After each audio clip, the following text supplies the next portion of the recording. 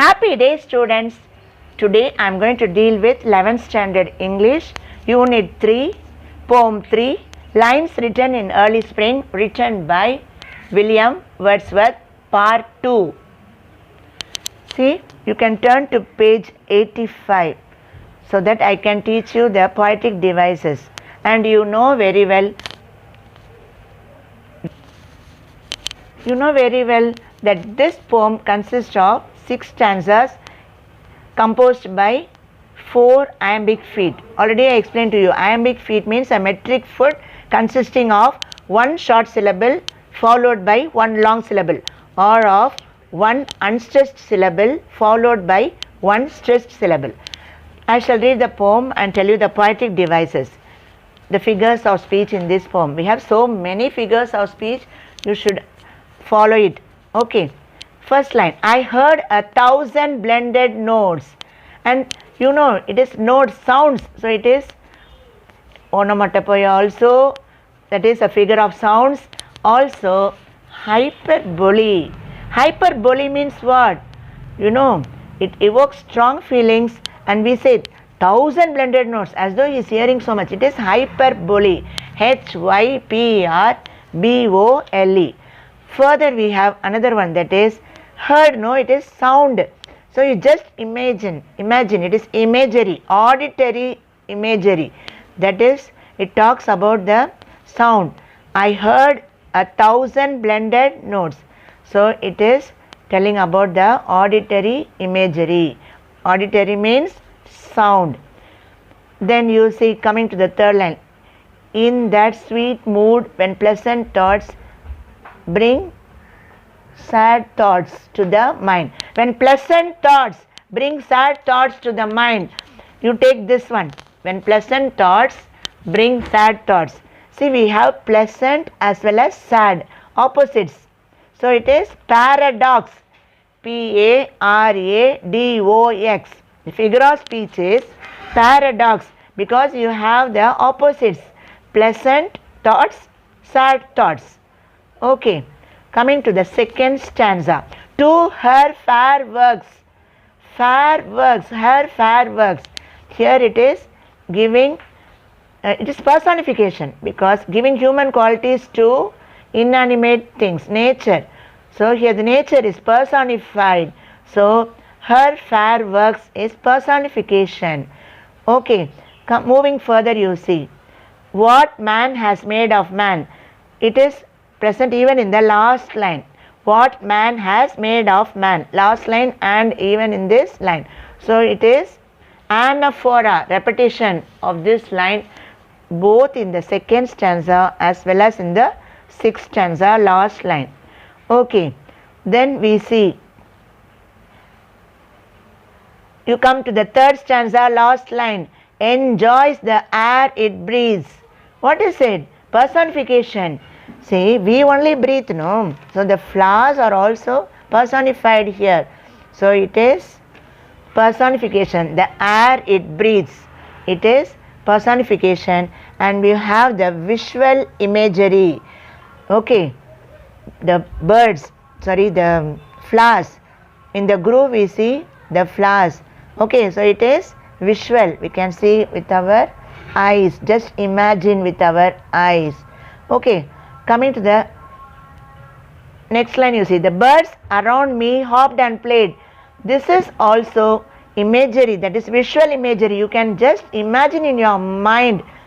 It's coming like a film, is it?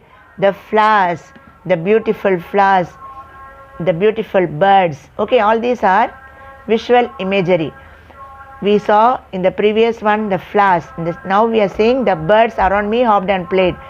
Then coming to the fourth stanza, second line, their thoughts refer to, this is personification. So the birds are personified, their thoughts only come for human beings. Okay. Then now coming to the next stanza, the budding twigs spread out their fan means hands. So this is also personification. Okay. Budding twigs. Also we can see the visual imagery. Okay, the visual imagery. because you can imagine the twigs are spreading out their fan, spreading out their hands. Coming to the next line, you see, to catch the breezy air. To catch the breezy air, that is personification. Okay, to catch the breezy air is personification. And we have here another imagery, that is tactile. Okay, tactile imagery. They are coming to catch the breezy air. It's a sense of touch. Tactile means Tactile. It's a sense of touch. Okay, so it is tactile imagery. Now moving on to the last stanza, you see. Nature's holy plan.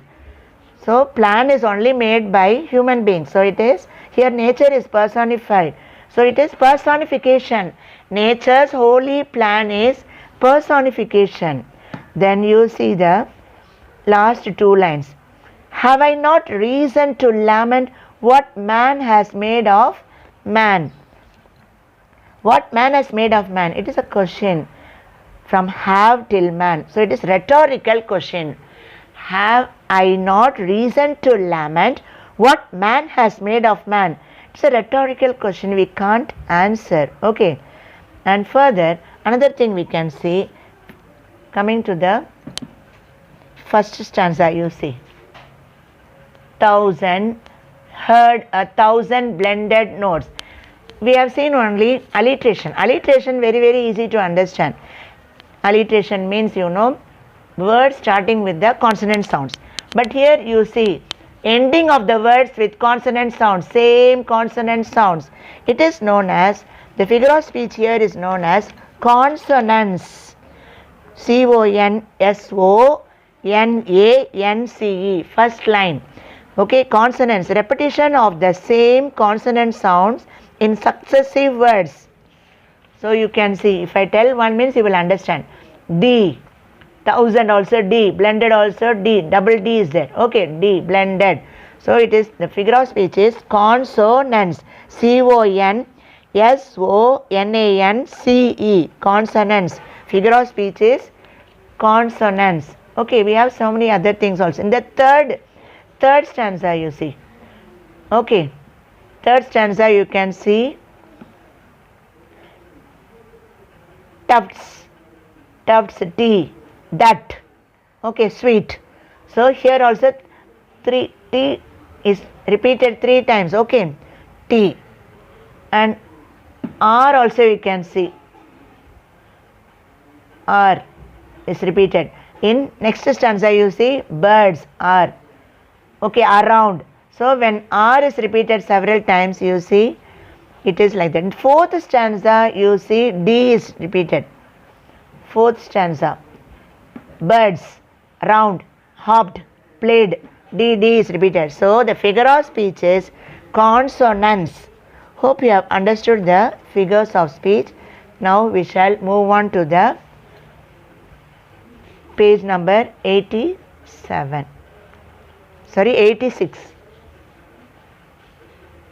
Guide.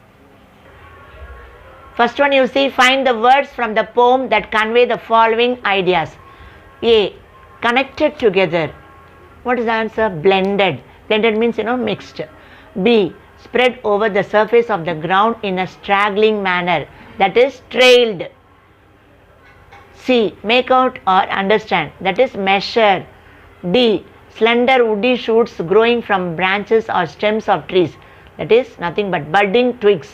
Second one, complete the summary of the poem by filling in the blanks with the words given below.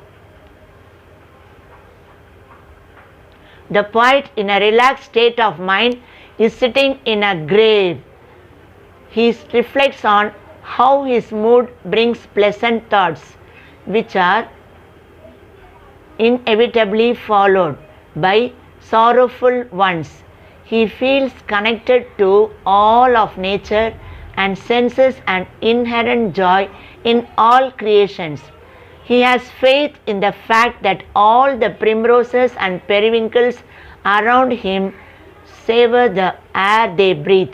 He feels that every bird in the grove moves with ecstasy. As the twigs catch the breezy air, they do so with the same pleasure. pervading all life on earth. This joy of nature seems to be heaven sent. Nature's holy plan is to offer joy and peace to all forms of life on earth. The poet's pleasant train of thought slowly leads to the sad reflection of how mankind alone has wrought sorrow and suffering upon itself. He firmly believes that man is meant to spend his days blissfully taking part in the vitality and joy surrounding him in abundance. He therefore concludes rhetorically, emphasizing that he has good reason to lament the distress man unnecessarily brings upon himself. One slight mistake. First one is not grave, it is groove. Grove, groove. Now turn to page 87. We can see question 3. Read the lines given below and answer the questions that follow. First one. And it's my faith that every flower enjoys the air it breathes. A. What's the poet's faith? The poet's faith is that every flower enjoys its life. Question B. What trait of nature do we see here? We see the happiness of nature here. Second one. And I must think, do all I can, that there was pleasure there. A question. What did the poet notice about the twigs? The twigs tried to catch the breezy air. Question B. What was the poet's thought about them? The poet's thought was that they were all very happy. Coming to question 3. If this belief from heaven be sent, if such be nature's holy plan. Question A. What does heaven refer to? Heaven refers to God. Question B. Why does the poet call it holy? As this is the plan of God, he calls it holy. Now coming to exercise 4. Explain the following lines with reference to the context in about 4 to 5 sentences each. A. In that sweet mood when pleasant thoughts bring sad thoughts to the mind. See, we have 3 headings: reference, context, explanation. So reference for all the 3, it is the same. These lines are taken from the poem Lines Written in Early Spring, written by Wordsworth. Context. When the poet talks about the beauty of nature, he states these 2 lines about the good and bad thoughts. Explanation. In early spring, Wordsworth sat in a small woodland grove and listened to the birds' song around him. The birds' songs promoted happy thoughts in his mind, but the same happy thoughts brought some sadness to him. Man did not treat nature well, though it created a strong connection with him. So he feels sad. Coming to the second one. The birds around me hopped and played. Their thoughts I cannot measure. Reference you know. Context I shall say. The poet states these lines about the joy of birds which are thrilled at the bounties of nature. Explanation. He felt sorry to know the reality of man in this world. Nature brings happiness to the soul of man, which is connected to nature. But man has not done anything good to mankind and nature. Wordsworth sat in a small woodland grove and listened to the birds' song around him. The birds seemed to be happily jumping and playing around him, but he could not understand what they had in their mind. Third one, you see, have I not reason to lament what man has made of man? So, you know, reference, context I shall say. At the end of the poem, Wordsworth makes an aphorism statement by asking what man has made of man. So the last line. Explanation is, the poet thinks that mankind alone has caused sorrow to himself. Actually, man is meant to spend his days happily. So he laments the sufferings of the man. The poet's soul is lamenting the miseries of human. So, dear students, it's time. I shall wind up the poem. Hope you have understood. We shall see in the next class. Thank you.